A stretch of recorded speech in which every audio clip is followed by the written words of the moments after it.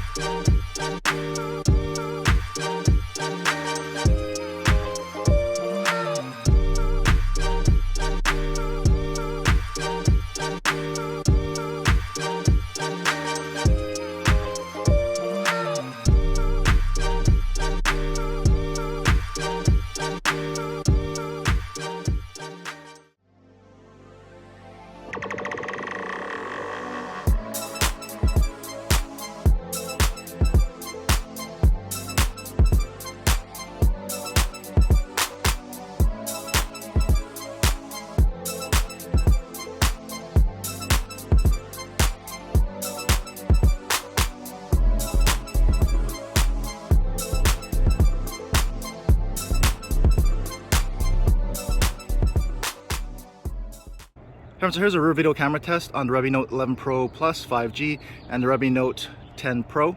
So as you can see, they both are recording from the rear facing cameras. And this is the ultra wide angle lens to start out at 1080p 30 frames per second, which is the max resolution and frame rate for the ultra wide angle lens. It cannot record in 4K, and you cannot switch between lenses while actively recording here. So I'm just going to pan around and give you a feel for how these ultra wide angle cameras compare here in this particular setting, and we'll come back with the main cameras. Alright, so we're back with the main cameras on both. This is at 4K 30 frames per second. That's the max resolution and frame rate that the main cameras can shoot at. It's not stabilized at 4K, so I'm just going to pan around and we'll do a basic zoom test so you can see the zoom range at 4K. But this is what the main cameras look like and how they compare here in this particular setting. And if we pan around this way, we can go ahead and zoom in on that cell tower. So this is a max zoom of 6 times digital here. And we'll zoom in on the 10 Pro. Let's try to get in. 6 times zoom there on the 10 Pro as well. So there you go, max digital zoom here on both the cameras at 4K. Alright, so we're back here at 1080p 30 frames per second. It can record at 60 frames, but that's not stabilized either. I'm going to show you the zoom range and as well as the stabilization on these cameras.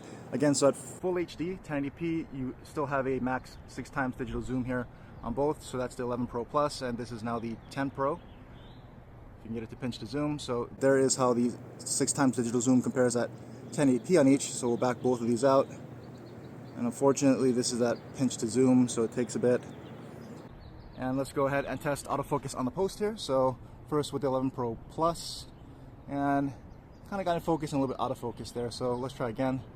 And usually with these larger sensors, you have to get the right distance like that, and it'll kind of focus up. So let's go with the 10 Pro. And kind of the same thing with these larger sensors. They're kind of slow to focus, and you got to get the right distance from your object.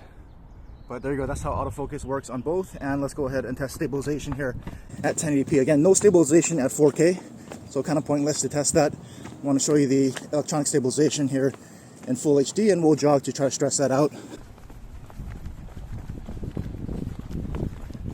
And we'll pull up here and pan up into the sky so you can see how the cameras adjust the exposure for that really bright afternoon light.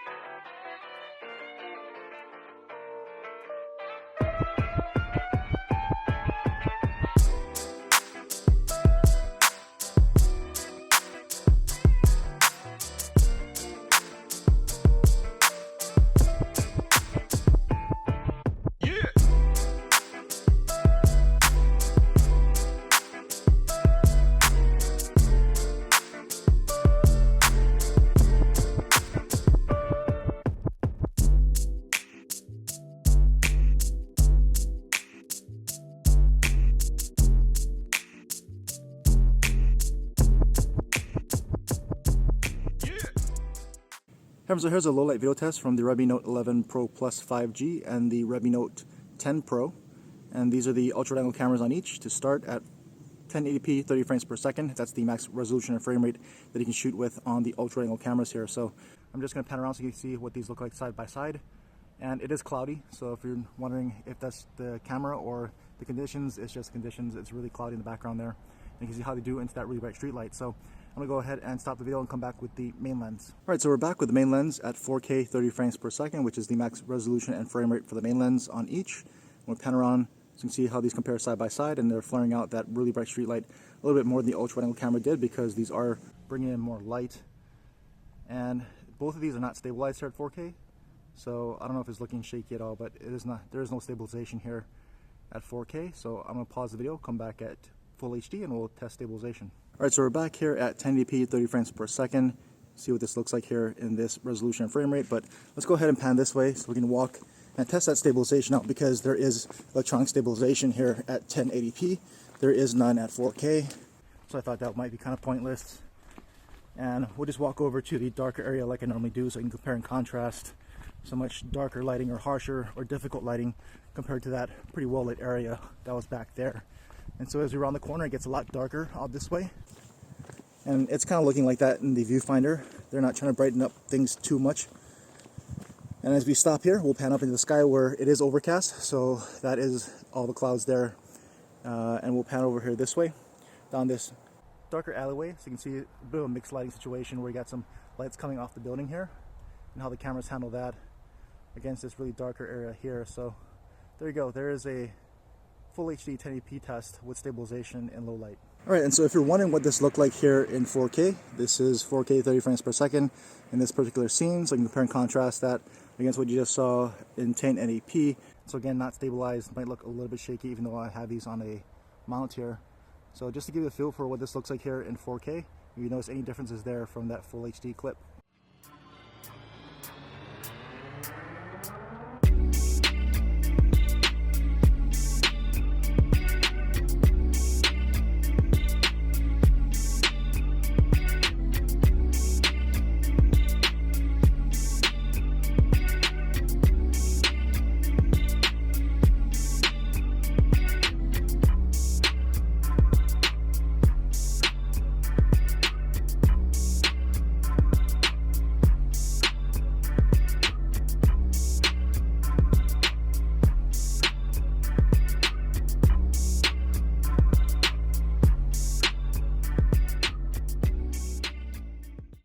So here's a low light video test from the front facing cameras on the Redmi Note 11 Pro Plus up against the Redmi Note 10 Pro. So these are both recording at 1080p, which is their max resolutions. The 11 Pro Plus can shoot up to 60 frames per second at 1080p, but I got it at 30 just to keep things the same. Plus 60 frames per second is a bit too dark here in low light. And of course the 10 Pro is at 1080p 30. So this is my usual testing spot with some pretty good lighting situations. So you can see what these cameras are producing in some pretty optimal light. So you see all the lights around me to the left and to the right. And let's go ahead and start walking so we can test stabilization. They both have electronic stabilization from these front-facing cameras at 1080p 30. The 11 Pro Plus can shoot up to, like I said, 60 frames per second, but it won't be stabilized if you go at 60 frames. And I'm walking past the fountain here to my right so I can hear what these microphones sound like against the background noise of that water fountain. And we pull up here and we'll pan all the way around so you can see the really bright street lights behind me and how these front-facing cameras are doing. Pretty much any camera's going to flare out those really bright lights, but at least you can see how they do there. And we'll move over to this darker area here so you can see what this looks like side by side. And they are both brightening things up a little bit more than what it actually is. This is a bit darker than what these cameras are showing, at least what I'm seeing in the viewfinder there. So that's going to wrap up this camera comparison between the new Redmi Note 11 Pro Plus 5G and the previous model, the Redmi Note 10 Pro. So again, both have the same 108 megapixel main Samsung HM2 sensor and different chipsets here, Snapdragon in the 10 Pro and a MediaTek Dimensity here in the 11 Pro Plus. So let me know what you thought about all the photos and videos that you saw. Do you prefer one or the other? It's going to pretty much come down to the processing algorithms because the main cameras are the same, and those are pretty much going to be the cameras that you probably predominantly use on these phones. I thought in low light they didn't do too bad. They're not the best, but considering the price point of these phones, they have a night mode, they actually do pretty well for all things considered. So let me know what you thought about about how these cameras performed and which one you personally preferred and why. If you have any other questions about either of these phones that I can try to help answer, leave them as a comment as well so I can try to answer what I can. And as always, thanks for watching.